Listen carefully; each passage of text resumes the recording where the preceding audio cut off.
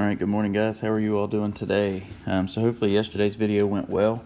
I did go back and look at that one problem again, and the best thing that I could come up with is that we did it correctly, and just the picture was not drawn all that great. Okay, so make sure you realize that moving forward. Hopefully it went well yesterday. If anything was a problem, just let me know and we can make changes to this. As of right now, this is what we're going to keep going, but we may change and do some things different here moving up. So we're going to go ahead and go through 49 through 60. So number 49, if I start down here, we've got a number line, and it wants to know which of the following would be the closest to W minus U, the absolute value of W minus U. So we've got to note that W is here, and U would be here. Okay, so let's just take a little ballpark of what we think those numbers are. I'm going to go ahead and go out on a limb and say I think W is like 1.75. Hang on, I want to get back to black. I'm going to go out on a limb and say W is 1.75. I'm going to go out on a limb and say U is about 0.5. Okay, so it wants to know W minus U. So if W is 1.75 and I subtract 0.5 from it, it would be about 1.25. Okay, so 1.25 is basically what I'm looking for. Now I got to check my number line and see if any of those numbers are close to that. So like answer choice A is T. That's at like negative 0.75. That's not it. Answer choice V is slightly above 1, and that looks to be the closest to 1.25. So I'm going to go with B as our correct answer on this one. But then it's not taking me very long to check the rest of these, so I'm going to check. C would be 2 point something. Y would be almost 3, and Z would be over 3. So yeah, I'm fairly confident in B. Good enough that we can roll on. Number 50. The length of arc XY of a circle is equal to 1/6 of the circumference of the circle. So if the length of the arc is 7 pi inches, what is the radius in inches of the circle? Okay, so this is a little bit, got a couple things that we got to do before we can actually answer our question. The length of the arc is 7 pi. And they say that is 1/6 of the circumference. So if I were to multiply that by 6, I would have the circumference. So the circumference of this thing is 42 pi. Now, if we think back to what our circumference formula is, we got two formulas for circles. We got pi r squared and 2 pi r.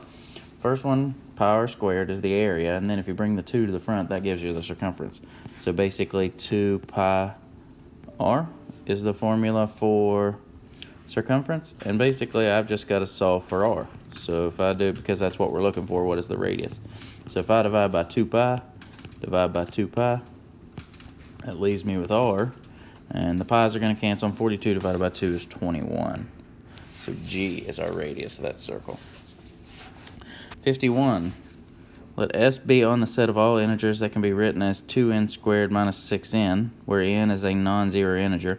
Which of the following integers is S? Okay, so S has to be non-integer, which means all of those are yes. So S is the set of all integers that can be written as 2n squared minus 6n. Which of the following integers is in S? Okay, so basically, are there any numbers? Is there a number n that we can figure out that would allow us to get each of these answer choices? Okay, so let's see. What would our easiest approach at being at So the first thing that's coming into my head is to take our problem, the 2n squared minus 6n, and set it equal to all of our answer choices, and then solve for them. But that seems like it's going to take a good minute. I'm going to do just a little bit of, I'm going to graph this and see what this looks like. 2x squared minus 6x. Yeah, so this is just a regular parabola. It crosses through at 0 and 3. Okay, so that's not really going to be helping me. Okay, so let's read this one more time just to make sure we haven't missed anything. Let S be the set of all integers that can be written as that. Okay, so our answer choices down here are integers in S. So yes, we are going to have to come up with something that's going to solve for each of those. Okay, so if I bring this down. 2n squared minus 6n plus whatever my last number is going to be, all my answer choices here. I know that I'm going to be pulling a 2 out if I was to factor that. Okay, and it'd be n squared minus 3n plus half of whatever that number would be. Okay, and then I'm probably going to end up factoring that. So n has to be a non-zero integer. Okay, so it's okay if we have negative numbers. So I'm going to go ahead and do 6. So if I use 6 here in the blank, that would be like putting 3 in the little inside blank. And I can't find two numbers that multiply together to be 3 that add or subtract to be 3. Okay, now you can use the Pythagorean theorem to solve this, but we're looking for integers. So the Pythagorean theorem would definitely output you some type of fraction. Okay, so let's try it for our next answer choice, 30. That would leave me with 15. Things that multiply together to be 15. 1 and 15. 3 and 5. Those are really my only options. Add or subtract in the middle to get 3. I can't make that work. Okay, so it's not 30. Let's try 46. Half of that's going to be, what, 23? The only thing that multiplies together to be 23 would be 1 and 23. So that one's not going to work. 64. If we have 64, 32. All right, so let's see. What are some things that multiply to be 32? 1 and 32. That's not it. 2 and 16. That's not it. 8 and 4.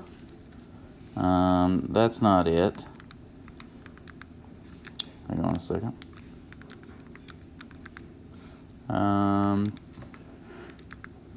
32 is not divisible by 6, not by 7, and not by 8 is back around to 4. Okay, so that's definitely not that one.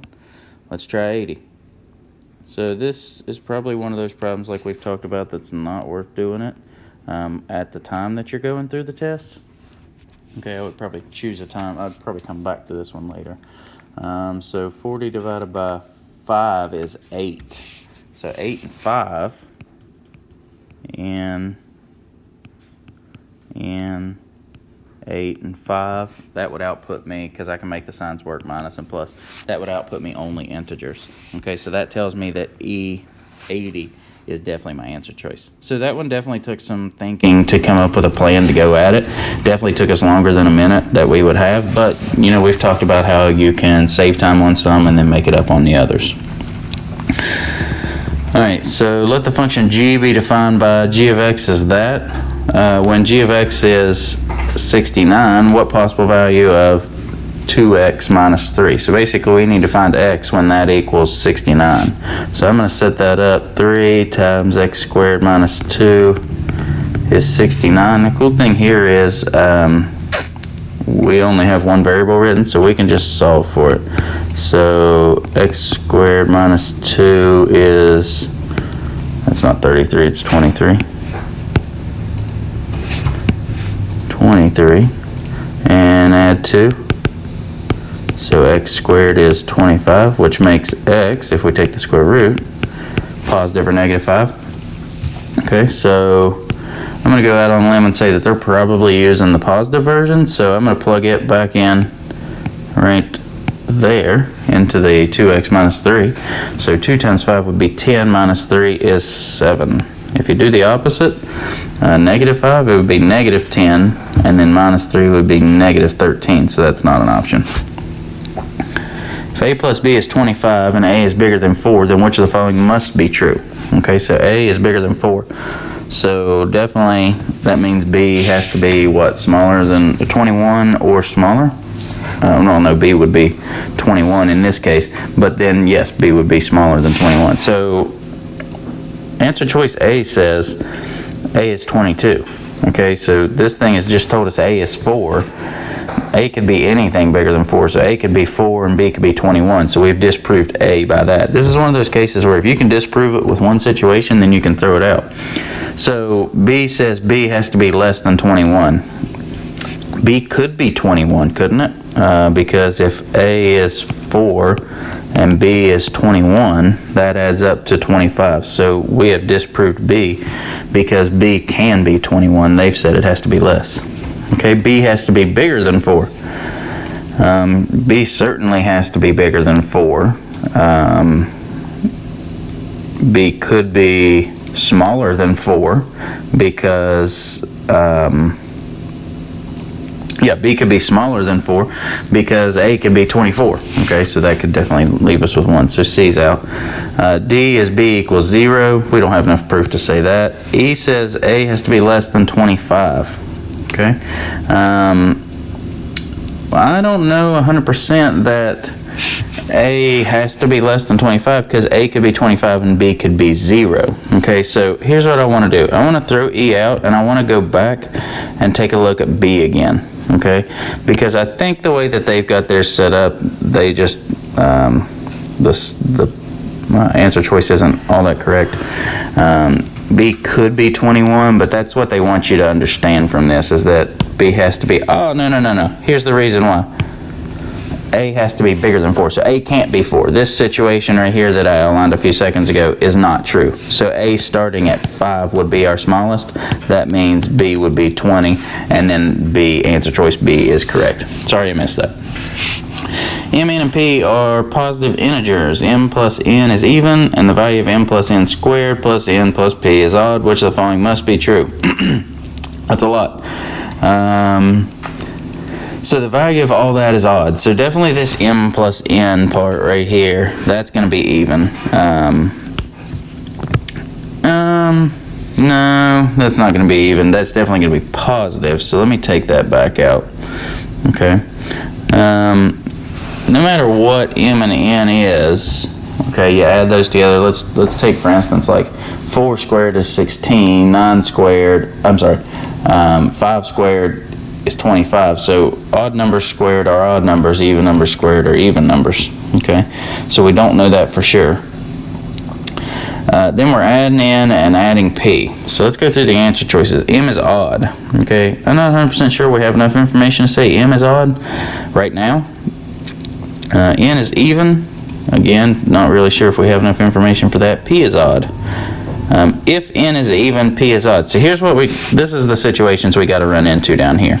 Okay, so if N is even, P is odd. Because no matter what we're going to be adding out here on the outside, no matter what the inside outputs us, if we add an even, then add an odd, it's definitely going to put us into an odd, okay, because we're going to be adding that odd in there at some point. The last answer choice, if odd and odd, if we add an odd and odd, that's going to take us to an even. So this tells me that J is our correct answer here. Bag contains only quarters, dimes, and nickels. The probability of randomly selecting a quarter is 1 out of 6. What's the probability of selecting? The probability of randomly selecting a nickel is 1 out of 4. Which of the following could be the total numbers of the coins in the bag? Here's what I like to think about this. If the probability of pulling out a quarter is 1 out of 6, you got 6 quarters. Hang on a second, my screen is delaying. The screen is frozen.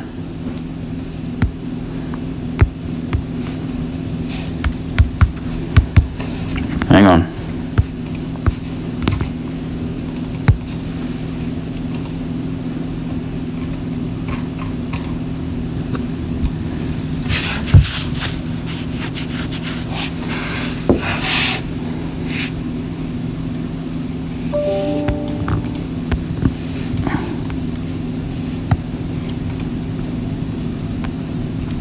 Alright, here we go. We're back into it.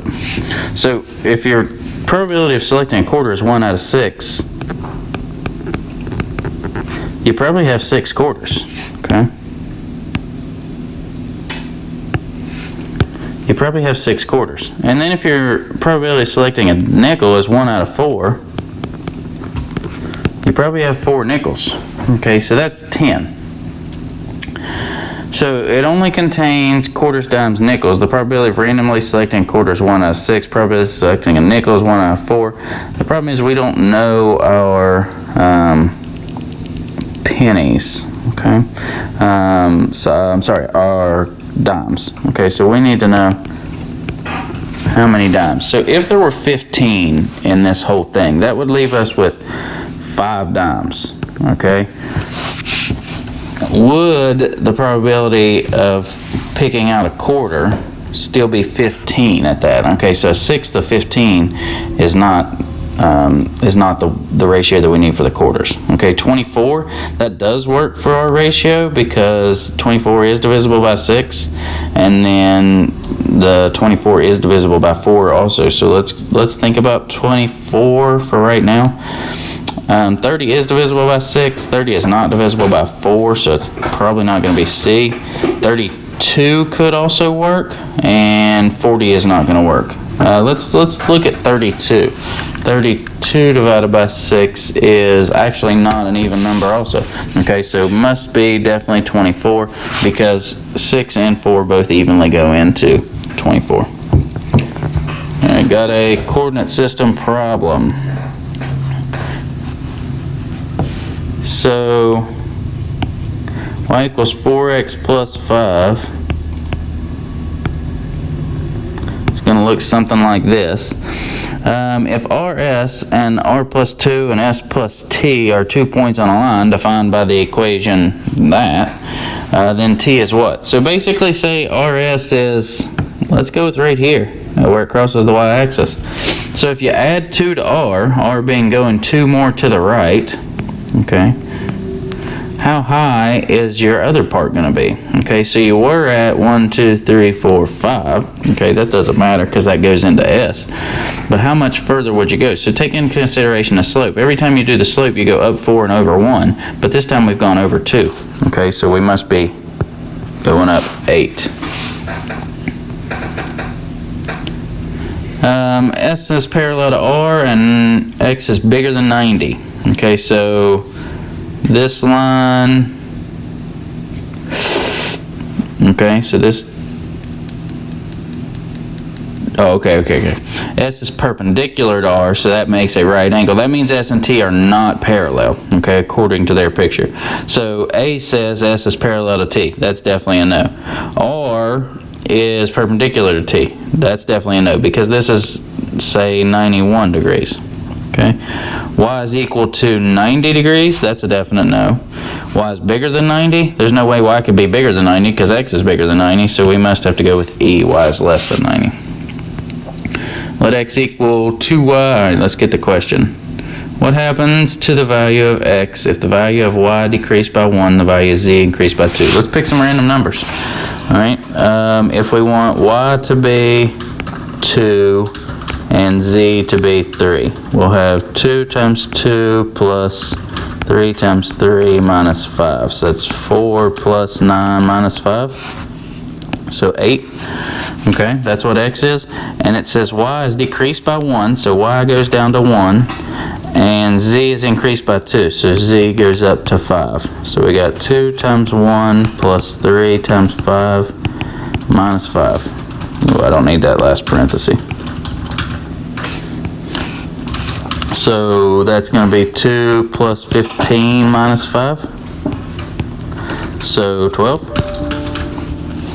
And that means it increased by 4k.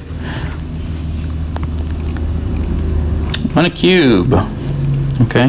Which of the points, each of the following points is the same distance from R as it is from S except. Okay, so we're looking for the distance from R to S. So across the diagonal of this thing. Okay. So each of the following points is the same distance from R as it is from S except. So we really don't need this line across through here anyway. Okay. M is definitely the same distance from R and S because it's one side and one side. O, it's going to be a diagonal and a diagonal.